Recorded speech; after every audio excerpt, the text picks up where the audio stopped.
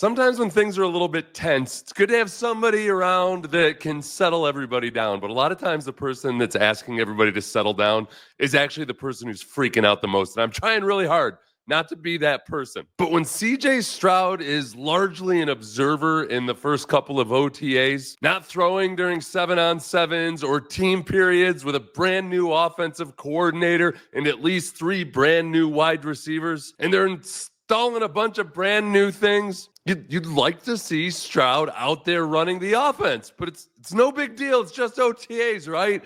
Everybody settle down. He's at camp. He's thrown a little bit, but he's not skipping them all together, handing out some kind of pink powder to 3 horny women on a boat, at least.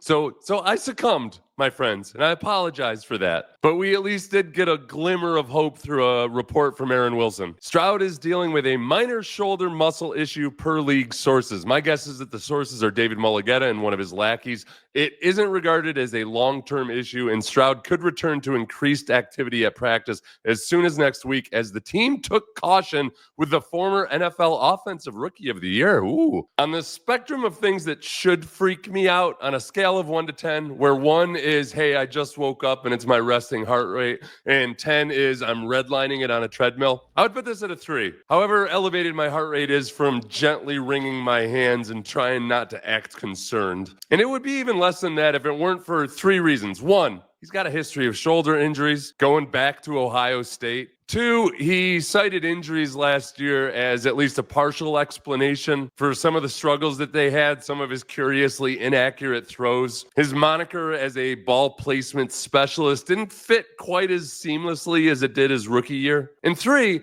as much as we try to act like, hey, it's OTAs, it's no big deal, this is a brand new offense with a brand new coordinator with at least 3 brand new receivers come opening day roster, possibly more. And it's an offense in which we're expecting that C.J. Stroud will probably have more command at the line of scrimmage, which means he needs as much time in the driver's seat of this offense as possible. So ultimately, hopefully it's a blip on the radar. But look, we're fresh off of a season in which Christian Harris had an injury on the first day of training camp. There was no big deal. Of course he'll be back. Took his first snaps in December. And I also remember all the super smart people that were telling me, hey, Aaron Rodgers, he can miss mandatory minicamp. It's not the reason they're going to lose a game in October because he missed mandatory minicamp. Well, I don't know which game in October it would have been, but they lost 4 straight games in October. And in an annoying twist of irony, they finally beat the Texans on the very last day of October. So I genuinely don't mean to overreact. It's way too early to genuinely freak out about this. But I get tired of people acting like practice doesn't matter. Because in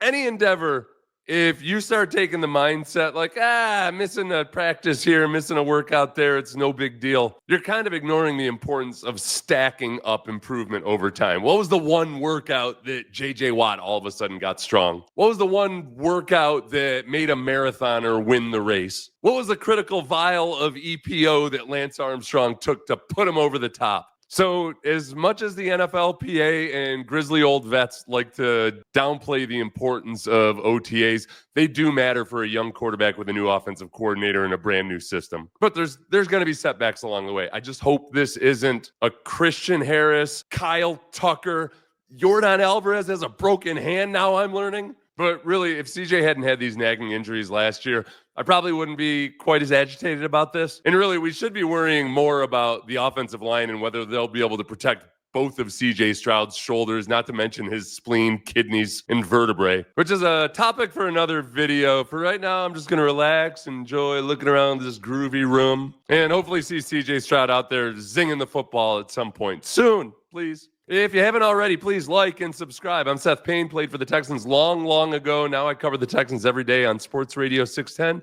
from 6 a.m. to 10 a.m. in the morning.